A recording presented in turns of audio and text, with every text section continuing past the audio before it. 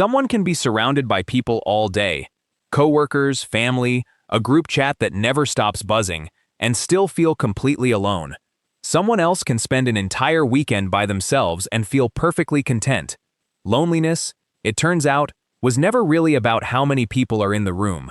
That distinction matters because it's the first clue to what loneliness actually is and why it can hit people in the middle of a crowd just as hard as it hits people who are genuinely by themselves. Psychologists define loneliness as the perceived gap between the social connection someone wants and the connection they actually feel they have, not the objective number of people around them. Someone with a large social circle but shallow relationships can register as lonely.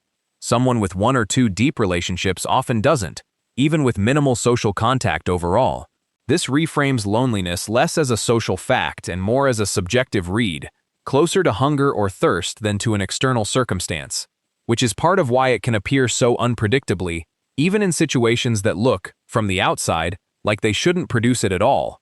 That hunger comparison isn't just a metaphor. Some researchers studying loneliness frame it as an evolved signal, similar to physical pain or hunger, a discomfort that historically motivated humans to seek group protection, since isolation from the group carried real survival costs. In this view, loneliness isn't a flaw in the system. It's the system working as designed, flagging a gap that once mattered enormously for survival. The problem is that the signal hasn't updated for modern life.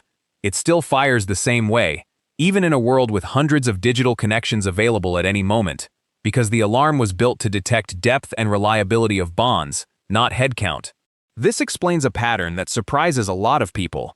Increased digital contact doesn't reliably reduce loneliness, and in some studies, heavy passive social media use, scrolling without direct interaction, has been associated with higher loneliness rather than lower. Researchers have proposed that passive consumption offers the appearance of connection without its substance, watching other people's lives without the reciprocal exchange that seems to be the actual ingredient loneliness is asking for. The signal isn't asking, "How many people did you see today?" It's asking something closer to, "Did anyone really see you?"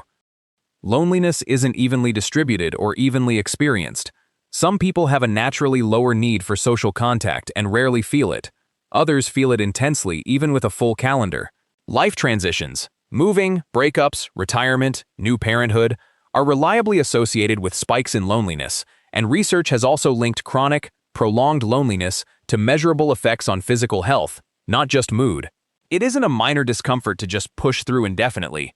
Persistent loneliness is worth taking seriously, including talking to someone about it, rather than assuming it will resolve on its own. Maybe loneliness was never really a punishment for being alone. It's an old, well-intentioned alarm system, designed for a world with far higher stakes for isolation than most people face today, that hasn't figured out how to tell the difference between a room full of people and a room full of the right people, which might be the actual takeaway.